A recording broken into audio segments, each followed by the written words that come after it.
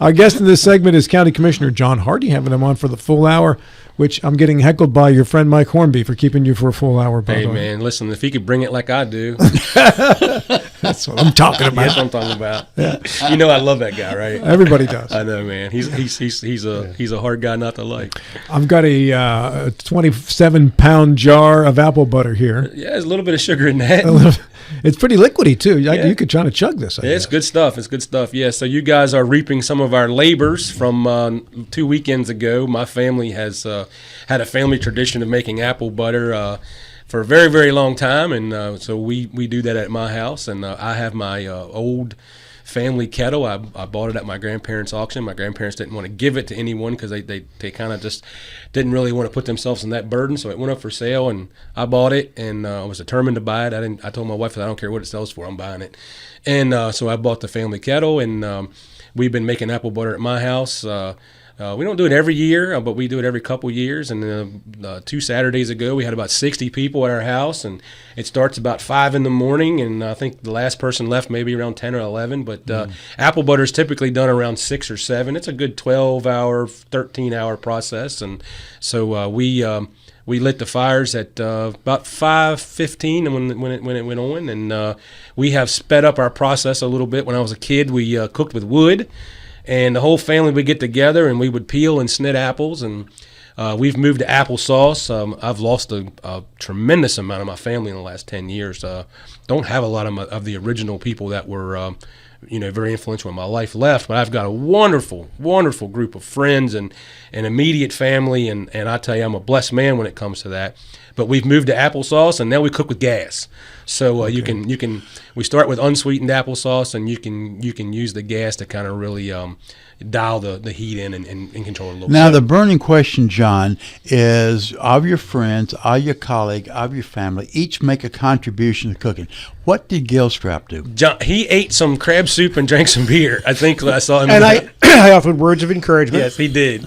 Stir harder. Yeah. I witnessed that the Yellow Jackets were actually scooped out of the mix. They were. As they landed. Yes, you fight the bees when you make apple butter. You fight the bees. And Uncle Sam a long time ago trusted me with some of his greatest secrets, and I witnessed some of the secrets in this. May I share the amount of sugar that goes into? You can share the amount of sugar. Okay. Yeah, that's pretty well known. Okay. I was sort of aghast to watch 75 pounds of sugar go into this mix. Yeah. That's just your jar. Yeah. People don't realize in apple butter, in our family's recipe, and as most family recipes, it's 3 pounds of sugar per gallon. And we start with what we started with. So we started with 24 gallons of applesauce. And so it's 3 pounds per gallon. So it's 75 pounds of sugar, and then there's some other flavorings and stuff at the end. But and you have to cook it for a good hour and 20 minutes once you put the sugar in to make sure that it's all has solidified. And the sugar raises the liquid level in the kettle by about 4 or 5 inches. It does. It takes. Well, I tell you what the sugar does. It takes it just about to where you started. So you're cooking it down, and you probably go from 24 gallons down to probably 23 or 22 maybe. You probably lose 2 gallons, 2.5 gallons, something like that. But when you put that 75 pounds of sugar back in, it brings the volume right back up, and then the others, the liquid spices and some of the powdered spices that we put in. But yeah, you end up right about where you started, and then you guys were there for the process. You guys kind of saw more the end of the process, and then. It takes a tremendous amount of people. It is a tremendous amount of work to make apple butter, a tremendous amount of food, and then we set up a little assembly line and we start jarring. That was impressive. That was pretty cool. That was impressive. Yeah, with all the sugar, John's going to be on a sugar high as is write his books. Can you imagine what the next book's going to look like? The sugar high paths you're going to walk down? This stuff is calling to me right now. It's good stuff. And it's a very, very Eastern Panhandle, West Virginia kind of thing. I mean, I'm sure there's other places in the state that does it, but they don't do, maybe a little bit in Western Maryland, but it's kind of very regional. I think apple butter making is very regional to our area. They have a festival up in Berkley Springs for it every year. They do a huge festival up there, yeah. So it's very, my grandmother grew up right outside of Berkeley. She grew up in Great Cacapon. Her whole family was from up there, and her family made it, and then they lost track of their family's stuff. And then, like I said, my grandmother found this really, really old kettle at an Amish sale out in Ohio. And this thing's been in our family for a long, long time. So. I used to do a broadcast from the Apple Butter Festival in Berkeley Springs every year back in the, I guess, the mid to late 90s, whatever it was. And that big, huge vat in the middle of the town, and they would have people volunteer to stir for a while. Yeah. And that's some work. It is. But, it's really not about the apple butter. It's really about the all the fellowship, just everybody coming together. And, right. I think we had 6 or 7 kinds of soups and sandwiches and just food everywhere, and just kids running around carving pumpkins, and just, it's just a wonderful, we called it the Hardy Fall Festival. And it's we like to do that. We had a fishing tournament a couple weeks before that at our property. Me and Sally are blessed with a wonderful family, and we're blessed with a lot of great friends. And so we try to do as much stuff with them as we can. It was a fun time. You shared with me that you caught one fish that had 2 hooks already hanging out of it. We did. Actually, the last fish of the day, my best friend Tim Buck, Burton fish. Yeah, my best friend Buck caught it, and it had another hook and sinker out of it, and we surmised that his son-in-law had lost that fish earlier in the day. But we caught 48 fish that day. It was a great day. So that's a proof that fish don't have brains. Yeah, for sure. Or he was suicidal. Got enough. Get me out of this pond. Get me out of this pond. Former delegate John Hardy, now county commissioner John Hardy. John, will you run for a second term as county commissioner? I don't know. It's a ways off yet. Yeah, it's a ways off. I'm just finished up my first year. I don't know. I have no clue. I love the job. I like it. I like being home. I'm home a lot more. I like the other commissioners that I serve with right now. We don't always agree on everything, but we're all very respectful for one another. We have all, we really, I feel like we have a very caring group of people that are really in the county commission for the right reasons. I hope other people feel that way. I love this community. I hung my shingle out here. I've run a business here for 30 some years, raised my children here. Mr. Gokenauer dedicated his entire life to helping people and being in service. Steve Catlett obviously dedicated his entire life to Parks and Rec.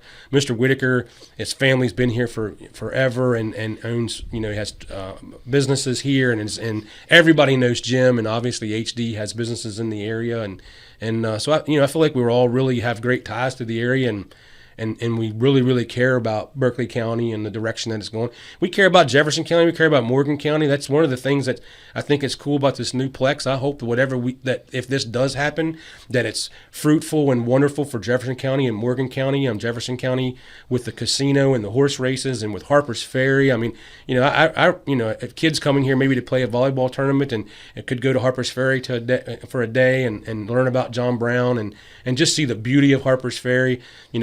Maybe you have kids are in a tournament and grandparents come and see them play, and they want to go down to the casino for a couple hours. Go to Morgan County and visit some of the historical shops up there and the town of Bath. And we just want the Eastern Panhandle to prosper.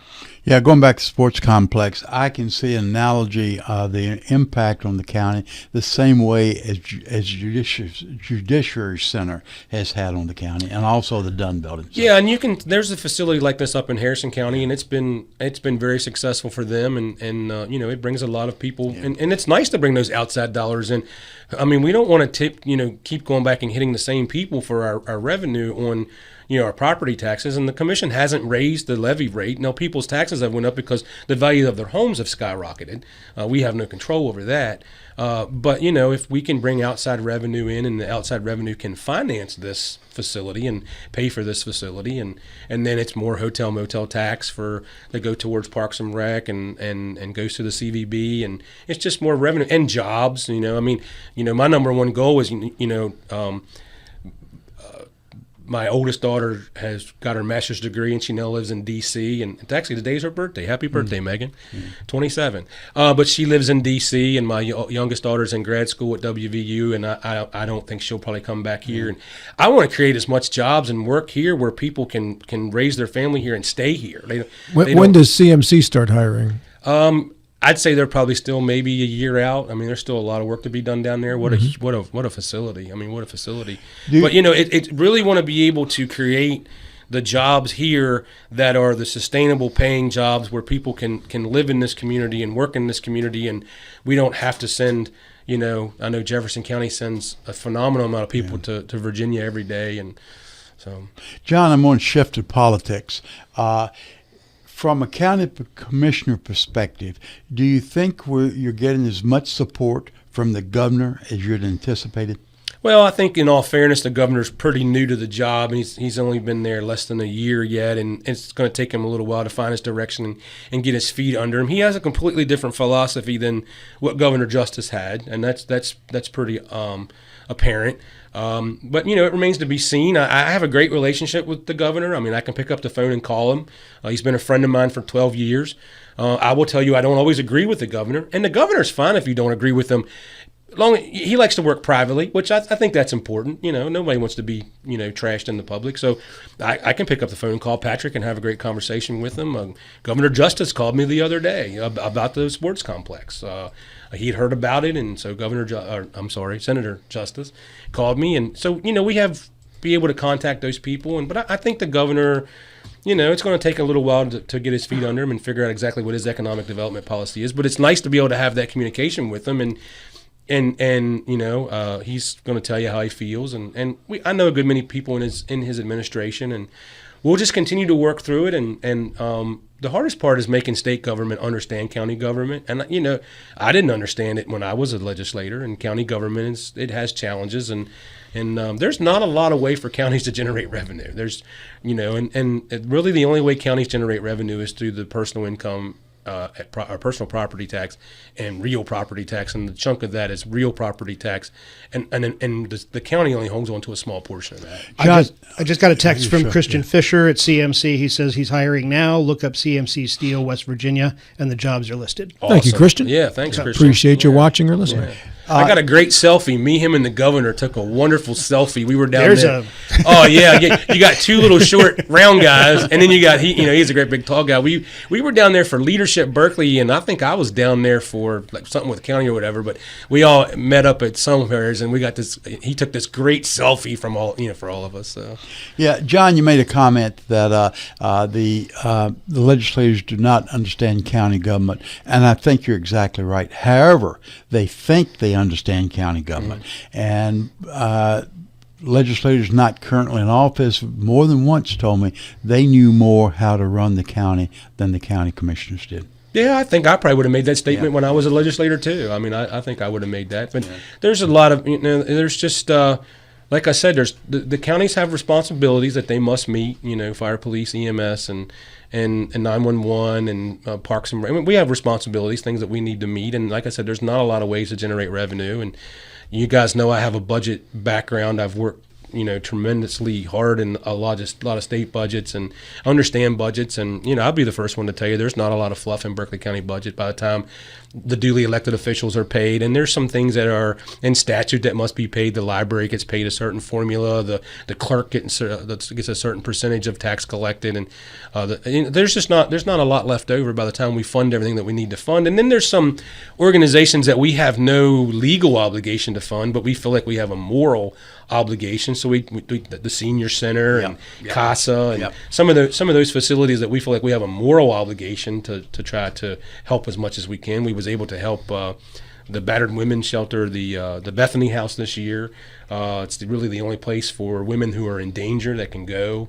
So those things that we feel morally obligated to help. So, but yeah, I mean, there's always that disconnect between the counties and the state, and there's a disconnect between the state and the federal. I mean, it's just the way it works, and I'm sure there's disconnect between municipalities and counties. It's just the way it works, but it's best to have a good team, open dialogue. I can pick up the phone and talk to the delegates, great friends with all those guys. I can pick up the phone and I can call Riley Moore, I can call Senator Capito and call the governor.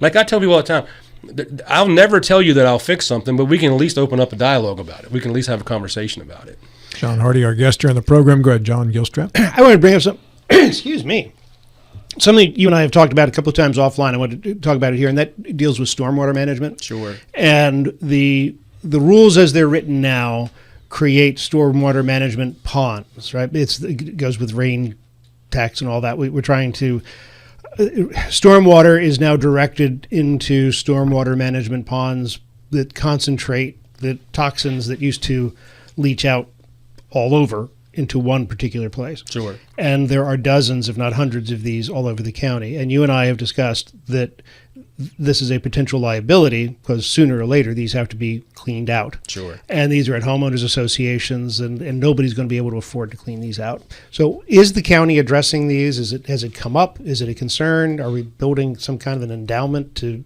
take care of it? I think it's a long-term concern. I think if you talk to the people at the sewer board and talk to the people that run the stormwater board, it's probably the rules for that are not there yet. And I'm sure that this current administration is probably going to keep that at bay. I don't know where we are 2 or 3 administrations down the road. Now you say administration, what are we talking about? I mean, the president. Okay. And I think the EPA is probably a little under check right now. I mean, I'll be the first one to tell you that the EPA is completely overreaching in the things that they do. But it's because Congress refuses to make the rules for them, and they let them make their own rules. We could have another whole show on that.